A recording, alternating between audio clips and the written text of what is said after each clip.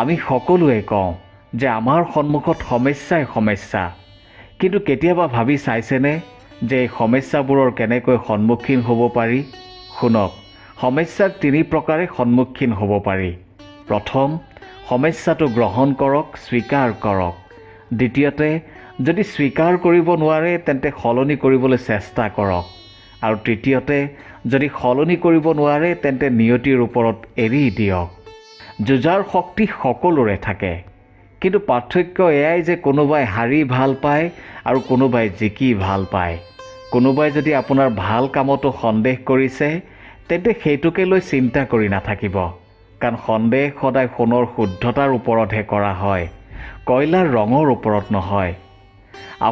আমি সকলোৱে জানো যে সময়ে কাৰো বাবে অপেক্ষা নকৰে। তেন্তে আপুনি সঠিক সময় আহিব বুলি কিয় অপেক্ষা কৰে? পানী যেতিয়া লেতেৰা হয় তেতিয়া তাক লৰচৰ নকৰি শান্ত হ'বলৈ এৰি দিয়া হয়। ধৈৰ্যৰ লগে লগে লেতেৰাখিনি নিজে নিজেই তললৈ নামি যায়। ঠিক একেদৰে অশান্তি, সমস্যা যেতিয়া আহে তেতিয়া মন অশান্ত কৰি নহয়, শান্ত হৈ চিন্তা কৰিলে সমস্যাৰ সমাধান নিশ্চয় ওলায়। জীৱনত 3টা অতি গুৰুত্বপূৰ্ণ শব্দ আছে যাক বুজাৰ অতি প্ৰয়োজন। এই 3টা শব্দৰ এক নিজস্ব অৰ্থ আছে। প্ৰথমটো হ'ল ঐক্যবদ্ধতা, অৰ্থাৎ একেলগে কাম কৰিব লাগে, একেলগে পৰিশ্ৰম কৰিব লাগে আৰু আগবাঢ়ি যাব লাগে। এনেকৈ কৰিব পাৰিলে আপোনাৰ শক্তি বৃদ্ধি পাব, আপোনাৰ ক্ষমতা বৃদ্ধি পাব, আপুনি বহুদূৰ আগবাঢ়ি যাব পাৰিব। দ্বিতীয়টো হ'ল আত্মবিশ্বাস। আপোনাৰ যদি আত্মবিশ্বাস থাকে তেন্তে আপুনি কেতিয়াবা হাৰি যোৱা বস্তু আকৌ জিকিব পাৰিব। আপুনি কেতিয়াও পৰাজিত নহ'ব। আপোনাক আপোনাৰ লক্ষ্যত উপনীত হোৱাৰ পৰা কোনেও ৰখাব নোৱাৰিব। তৃতীয়টো হ'ল অহংকাৰ। জয়ী হোৱাৰ পিছতো কিন্তু এই অহংকাৰে আপোনাক পৰাজিত কৰিব পাৰে। সেয়েহে জীৱনত ঐক্যবদ্ধ হওক, আত্মবিশ্বাস ৰাখক, কিন্তু কেতিয়াও অহংকাৰ নকৰিব। এই অহংকাৰে আপোনাৰ সেই সকলো কাঢ়ি লৈ যাব পাৰে যি আপুনি অৰ্জন কৰিছিল বা উপাৰ্জন কৰিছিল। এই অহংকাৰৰ বাবে লংকাপতি ৰাৱণৰ বিনাশ হৈছিল। এই অহংকাৰৰ বাবে মথুৰাপতি কংসৰ বিনাশ হৈছিল। আৰু অনেক উদাহৰণ আছে। গতিকে এই অহংকাৰ ত্যাগ কৰক আৰু এবাৰ নিজেই বিচাৰ কৰক। আমি যেতিয়া কোনো গছৰ পুলি এটা ৰোপণ কৰিবলৈ যাওঁ তাৰ আগত আমি পৰীক্ষা কৰোঁ যে যি মাটিত আমি পুলিটো ৰুম সেই মাটিখিনি সাৰুৱা হয় নে নহয়। সেই মাটিখিনিয়ে পুলিটো ভালকৈ ডাঙৰ দীঘল হোৱাত সহায় কৰিব নে নাই। যদি আমি কোনো এক গছপুলিৰ ক্ষেত্ৰত এনে পৰীক্ষা কৰোঁ তেন্তে কাৰোবাক বিশ্বাস কৰাৰ আগত এই পৰীক্ষা কিয় নকৰোঁ? আমি এবাৰলৈও কিয় নাভাবোঁ? জীৱনত কেতিয়াও এই বিশ্বাসৰূপী গছ ৰোপণ কৰাৰ আগত বুজাৰ চেষ্টা কৰক যে যাৰ ওপৰত আপুনি এই বিশ্বাস ৰোপণ কৰিব বিচাৰিছে সেই ব্যক্তি আপোনাৰ বিশ্বাসৰ যোগ্য হয় নে নহয়। এবাৰ ভাবি চাওক যে ভৱিষ্যতে সেই ব্যক্তিয়ে আপোনাৰ বিশ্বাস ভাঙিব পাৰে নে নোৱাৰে। লগতে এইটোও ভাবি চাব যে যাক আপুনি বিশ্বাস কৰিব তেওঁক বিশ্বাস কৰিলে আপোনাৰ জীৱনৰ উদ্দেশ্য আগত ৰাখি আপুনি আগবাঢ়িব পাৰিব নে নোৱাৰিব। তাৰ বাবে আপোনাক লাগিব সঠিক সিদ্ধান্ত বা নিৰ্ণয়। আপুনি বুজিব লাগিব যে কোনটো উচিত কোনটো অনুচিত। কিন্তু তাত আপুনি সন্দেহবাদী হ'ব নোৱাৰিব। তাত আপুনি আপোনাৰ নিপুণতা দেখুৱাব লাগিব। নিপুণতাৰ বাবে আপুনি আপোনাৰ বুদ্ধি প্ৰয়োগ কৰক।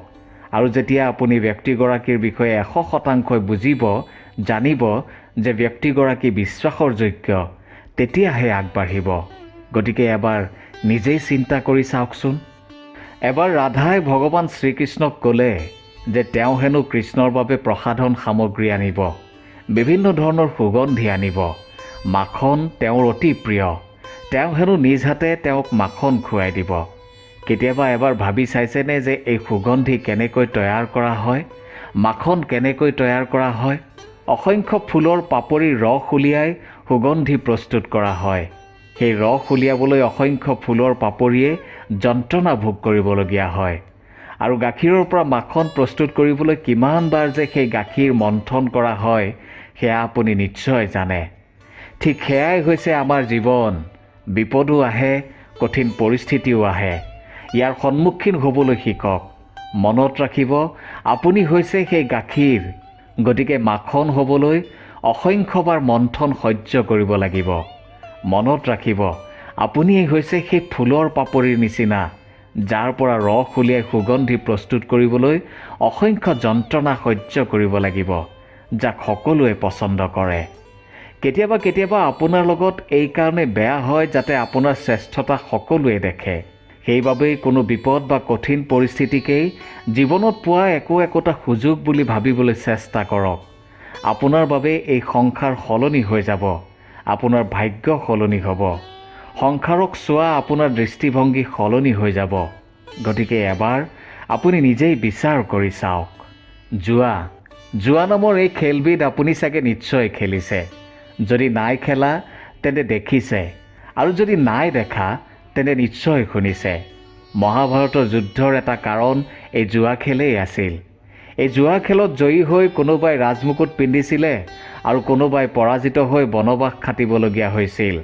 কিন্তু এই খেল সমাপ্ত হোৱাৰ পিছত খেলত ব্যৱহাৰ হোৱা সকলো সামগ্ৰী এটা পাত্ৰতে স্থান পাইছিল। এয়াই হ'ল আমাৰ জীৱন। এই সংসাৰত আমি জয় পৰাজয় সফলতা বিফলতাৰ বিষয়ে ইমানেই চিন্তা কৰোঁ যে এই জীৱনৰ খেলৰ আনন্দই উপভোগ কৰিব নোৱাৰোঁ। অৱশেষত কি হয়? কোনোবা জয়ী হয়, কোনোবা পৰাজিত হয়, কিন্তু দুয়োজনেই একেই স্থানলৈ যাত্ৰা কৰে। প্ৰত্যেক ব্যক্তি মৃত্যুৰ পিছত এক নিৰ্দিষ্ট স্থান পোৱাটো নিশ্চিত। গতিকে জীৱনৰ এই খেল আৰু আনন্দ উপভোগ কৰক। এই সংসাৰত সেই ব্যক্তি সেই স্থান পাইছে যিয়ে এই সংসাৰক এক লক্ষ্য প্ৰদান কৰিছে, যিয়ে কেতিয়াও জয় পৰাজয়ৰ কথা ভবা নাই, কেৱল জীৱনৰ আনন্দ উপভোগ কৰিছে। গতিকে আপুনি সেয়াই কৰক। জয় পৰাজয় সফলতা বিফলতাৰ কথা চিন্তা নকৰি কেৱল জীৱনৰ আনন্দ লওক। এবাৰ মাত্ৰ বিচাৰ কৰি চাওক।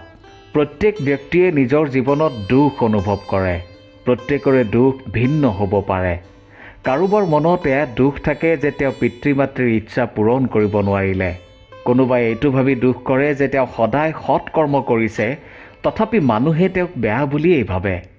কোনোবাই এইটো ভাবি দুখ কৰে যে তেওঁ যি ব্যক্তিৰ সন্মুখত ৰয় সেই ব্যক্তিয়ে তেওঁক শত্ৰু বুলি জ্ঞান কৰে। তেওঁ হয়তো তেনেকুৱা কোনো কামেই কৰা নাই।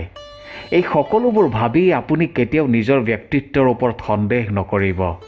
যদি নিজৰ ব্যক্তিত্বৰ ওপৰত সন্দেহ কৰে তেন্তে সেই সময়ত ভাবি চোৱা উচিত আছিল যেতিয়া আপুনি কোনো এক কাম কৰিছিলে, তেতিয়া কি উচিত আছিল আৰু কি উচিত নাছিল। এতিয়া ইয়াতে এয়াই প্ৰয়োজন যে আপোনাৰ বিবেক বা অন্তৰ্মনে আপোনাক কি কয়।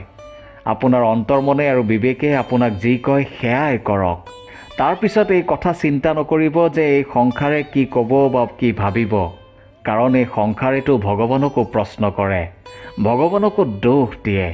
যেতিয়া মানুহে নিজৰ ইচ্ছামতে কৰা কাম এটাত কোনো ভাল ফল নাপায়, তেতিয়াই ভগৱানৰ ওচৰত আপত্তি কৰে যে হে ভগৱান, তুমি আমাৰ ওচৰত নাথাকিলা, তুমি বৰ কঠোৰ, এয়াই তোমাৰ দোষ। কিন্তু এইফালে ভগৱানে হয়তো তেওঁৰ কাৰণে অন্য এক ভাল পৰিকল্পনা কৰি ৰাখিছে। কিন্তু মানুহে সেইটো বুজি নাপায়। অৰ্থাৎ মানুহে নিজৰ মনৰ কথা বুজিব পৰা নাই। সেয়েহে আপোনাৰ বিবেকে কি কৈছে সেয়াই কৰক। মাত্ৰ এবাৰ বিবেকেৰে চিন্তা কৰি চাওক। পৰিৱৰ্তন হৈছে সৃষ্টিৰ অমূল্য নিয়ম। এই সংসাৰত সকলো বস্তুৰ সময়ৰ অন্তৰে অন্তৰে পৰিৱৰ্তন হয়। কেৱল এই সময় অপৰিৱৰ্তনীয়। পৰিৱৰ্তন চিৰকাল হৈয়েই আছে আৰু হৈয়েই থাকিব। কিন্তু আপুনি কেনেকৈ সেই পৰিৱৰ্তন লাভ কৰিব যি আপুনি বিচাৰে বা ইচ্ছা কৰে। মানুহে জীৱনত কি বিচাৰে? বিকাশ বিচাৰে। এই বিকাশ কেনেকৈ লাভ কৰিব পাৰি? এই প্ৰকৃতিয়ে কিন্তু আমাক অনেক শ্ৰেষ্ঠ উদাহৰণ দি বুজাই দিছে। এইটো কেনেকৈ হয়? যেতিয়া মেঘৰ পৰা পানীৰ এটা বিন্দু কোনো বৰফে ঢকা পৰ্বতৰ ওপৰত পৰে, তেতিয়া সেই বিন্দু পানীৰ লগত আৰু অনেক বিন্দু পানীৰ যোগ হয়, যিয়ে এক ধাৰাৰ সৃষ্টি কৰে। এনেকৈ আগবাঢ়ি গৈ থাকোঁতে আৰু অনেক ধাৰাৰ যোগ হয় আৰু অনেক বিন্দুৰ যোগ হয়, যিয়ে এখন বিশাল নদীৰ আকাৰ লয়। এতিয়া যদি আমি মানুহৰ কথা কওঁ, মানুহো কিন্তু ইয়াৰ পৰা পৃথক নহয়। আমি মানুহো এই প্ৰকৃতিৰ অংশ। মানুহৰ ক্ষেত্ৰতো একেই নিয়ম প্ৰযোজ্য। যেতিয়া কোনো ব্যক্তিয়ে পৰিশ্ৰম কৰি অনেক সংখ্যক বিন্দু একত্ৰিত কৰিব, তেতিয়াই পৰিৱৰ্তনৰ নদী প্ৰবাহিত হ'ব। তাৰ বাবে প্ৰয়োজন মাত্ৰ নিৰন্তৰ কঠোৰ পৰিশ্ৰম আৰু ধৈৰ্য ধৰাৰ। এয়াই যদি আপুনি কৰি থাকে তেন্তে আপুনি জীৱনত সকলো লাভ কৰিব পাৰিব। কাৰণ প্ৰকৃতিয়ে আমাক এয়াই শিকাই আছে আৰু আমি এই বিশ্ব ব্ৰহ্মাণ্ডৰ অংশ। যাৰ দ্বাৰাই এই ব্ৰহ্মাণ্ড নিৰ্মিত। গতিকে কথাখিনি ভালকৈ বিচাৰ কৰি চাওক, ভালকৈ এবাৰ বিচাৰ কৰি চাওক। ভগৱানৰ প্ৰতিটো সিদ্ধান্তত আনন্দিত হওক। তেওঁ আপোনাক যি দিয়ে তাকেই গ্ৰহণ কৰক, কাৰণ ভগৱানে আপোনাক সেই সকলো নিদিয়ে যি আপুনি বিচাৰে। ভগৱানে আপোনাক সেই সকলো দিয়ে যি আপোনাৰ বাবে উত্তম, যিয়ে আপোনাৰ ক্ষতি নকৰে। সময় আৰু পৰিস্থিতি কেতিয়া সলনি হয় কোনেও নাজানে। সেয়েহে কেতিয়াও কাৰো উপহাস নকৰিব, ঠাট্টা নকৰিব, কাকো তুচ্ছ বুলি নাভাবিব। আজি হয়তো আপুনি শক্তিশালী হৈ আছে, আপোনাৰ ওচৰত সেই সকলো আছে যি আপুনি বিচাৰিছে, কিন্তু কাইলৈ সেই সকলোবোৰ সময়ৰ হাতত থাকিব পাৰে, কাৰণ সময় আপোনাতকৈ অধিক শক্তিশালী। যদি আপুনি এতিয়াও ভাবি আছে যে আপোনাৰ সকলো বেয়াই হৈ আছে, তেন্তে এই মুহূৰ্তৰ পৰাই সেই ভাৱ চিন্তা ত্যাগ কৰক, নিজক সলনি কৰক, কাৰণ পৰিৱৰ্তনেই হৈছে প্ৰকৃতিৰ নিয়ম। কেতিয়াও সেই বস্তুবোৰৰ কথা নাভাবিব যাক আপুনি ভগৱানক প্ৰাৰ্থনা কৰাৰ পিছতো পোৱা নাই। আপুনি সেই বস্তুবোৰৰ কথা এবাৰ ভাবকচোন যিবোৰ আপুনি ভগৱানৰ পৰা কোনো প্ৰাৰ্থনা নোহোৱাকৈ পাইছে। আপুনিও জানে, ময়ো জানো, আপোনাৰ মোৰ হাতত বহুত বস্তু আছে বা এতিয়াও আছে, কিন্তু কেতিয়াবা আমি সেই সকলো হেৰুৱাওঁ। কিন্তু মনত ৰাখিব, ভগৱানৰ ওচৰত যদি আপুনি কিবা ৰাখিব পাৰিছে তেন্তে সেয়া কেতিয়াও নেহেৰায়। আপোনাৰ আত্মাই সকলো জানে যে শুদ্ধ কোনটো, ভুল কোনটো, কিন্তু মানুহেই নিজৰ মনটোক বুজোতেই ভুল কৰে। ধন্যবাদ।